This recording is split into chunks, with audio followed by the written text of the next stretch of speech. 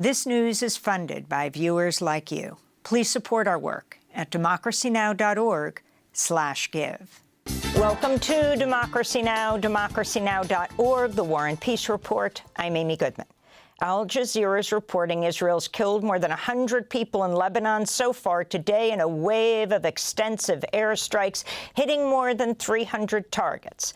Lebanon's health ministry reports the dead include children, women, and paramedics. More than 400 people have been wounded. Earlier today, Israel instructed residents of southern Lebanon to leave their homes if they live near any site used by Hezbollah. Israel sent text messages, made phone calls to tens of thousands of people in what Lebanese officials decried as a form of psychological warfare. Israel's also hacked into Lebanese radio stations. On Friday, Israel killed at least 45 people in a massive airstrike on a densely populated residential neighborhood of Beirut. The dead include 16 members of Hezbollah, including 2 senior commanders, Ibrahim Akil and Ahmed Wahbi.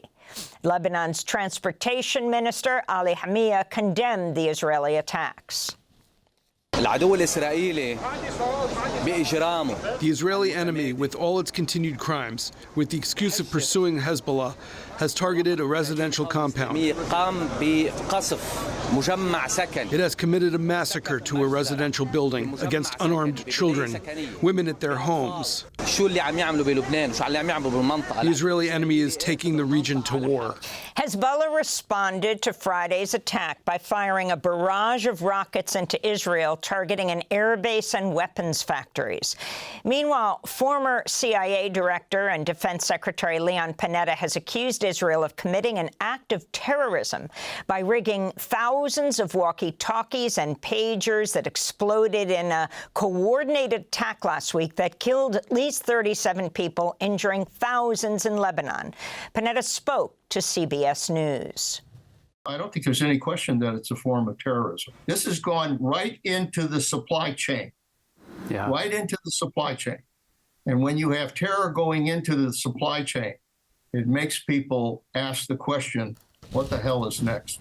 In Gaza, Israel's continuing to target schools and shelters housing displaced Palestinians. On Saturday, an Israeli attack on a school in Gaza City killed 22 people, including 13 children and 6 women. One of the victims was a 3-month-old baby. Survivors said there are no safe places to go in Gaza. We got displaced and came to this school. I left from my house after it was targeted and my husband and my 2 children were martyred. And we came to this school and thought it was safe. We thought this was a safe place.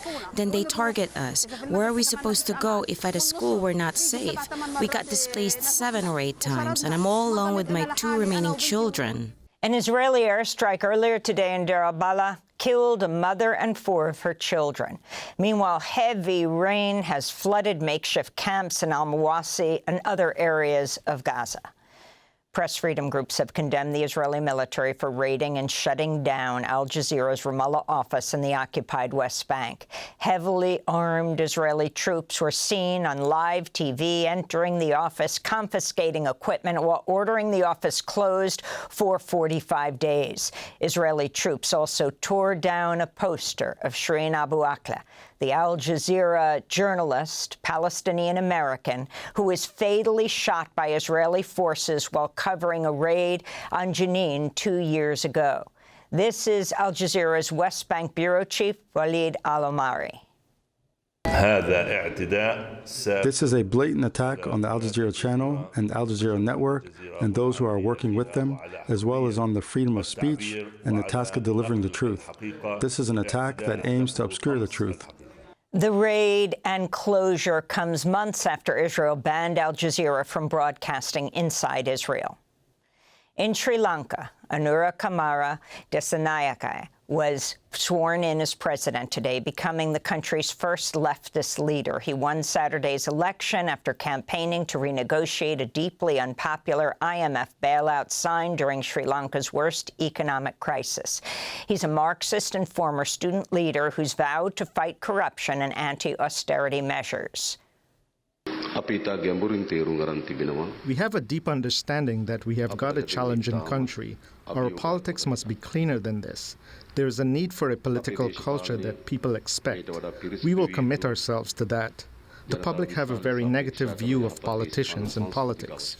In the United States, voting for the presidential election began Friday in Virginia, South Dakota, and Minnesota. Voting rights advocates are expressing alarm after the Georgia State Election Board, which is controlled by Trump supporters, approved a new rule to require election workers hand count the number of ballots cast on election night in a move that could significantly delay the reporting of results. Critics include many top Republican officials in Georgia. Meanwhile, Vice President Kamala Harris has agreed to take part in a CNN presidential debate on October 23rd, but Donald Trump has not agreed to debate again. Over the weekend, Donald Trump campaigned in North Carolina, but he made no mention of the scandal involving his hand-picked candidate for North Carolina governor, the state's lieutenant governor, Mark Robinson. Last week, CNN revealed Robinson had described himself as a black Nazi on a pornographic website a decade ago. He'd also expressed support for reinstating slavery. Much of Robinson's senior campaign staff has resigned after he refused to drop out of the race. In other election news, the U.S. Supreme Court's declined a request to put Green Party presidential candidate Jill Stein on the presidential ballot in Nevada. The Democratic Party had sued to keep Stein off the ballot for failing to submit the proper forms. In Sudan, the UN is calling for an immediate halt to intensified fighting in the western Darfur city of al-Fashir, which has been under siege by the paramilitary Rapid Support Forces for 5 months. Fighters have targeted black Sudanese communities in al-Fashir as fears mount of more widespread ethnically motivated attacks. Famine's been declared in a refugee camp near al-Fashir amidst a spiraling humanitarian catastrophe. This is Martha Pobey, Assistant Secretary General for Africa, speaking at the UN last week. Even while millions of lives are at risk across Sudan, hundreds of thousands of civilians trapped in El Fasher are now at risk of the consequences of mass violence as fighting engulfs the city. The stakes could not be higher. The risk of the escalation of fighting, fueling a dangerous ethnic dimension of this conflict, is well known. So are the destabilizing effects for the entire region.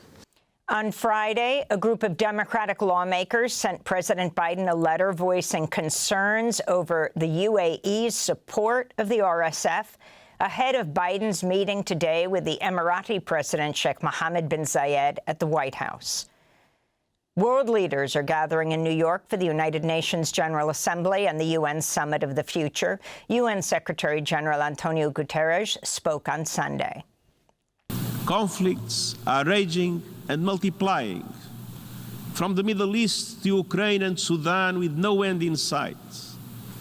Our collective security system is threatened by geopolitical divides, nuclear posturing, and the development of new weapons and theaters of war.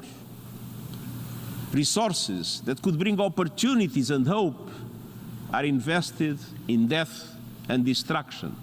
Ahead of the UN meetings, President Biden hosted the leaders of Australia, India, and Japan at his Delaware home for the final Quad summit of Biden's presidency. The meeting came just days after Deputy Secretary of State Kurt Campbell testified that China's become, quote, the most significant challenge, unquote, the U.S. has ever faced.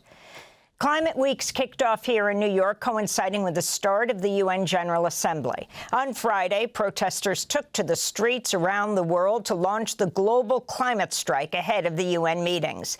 This is 16-year-old Lena Goings, an organizer with Fridays for Future in New York. Since Climate Week is coming up, we really want to keep our message on top of mind for everyone who's attending. We want to make sure that people are remembering justice, equity, and ending the era of fossil fuels. We cannot beat around the bush with this. We have to make sure that we are prioritizing real solutions, prioritizing communities. The state of South Carolina executed Freddy Eugene Owens by lethal injection Friday. He'd been convicted of killing a convenience store clerk in 1997. Hours before the execution, Owens' co-defendant signed a statement saying Owens, who is black, was not at the store at the time of the shooting. In a statement, Owens' mother said, quote, "The legal errors, hidden deals, and false evidence that made tonight possible should shame us all," unquote. It was the first execution in South Carolina in 13 years. And the site of the worst nuclear disaster in U.S. history, the 3 Mile Island nuclear power plant in Pennsylvania, may reopen to help Microsoft fuel its artificial intelligence ambitions. The nuclear plant has been closed since 2019.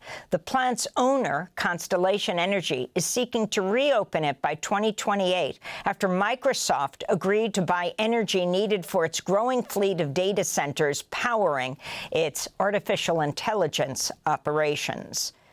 And those are some of the headlines. This is Democracy Now!, democracynow.org, The War and Peace Report. I'm Amy Goodman. Democracy Now! Is funded by viewers like you. Please give today at democracynow.org/give.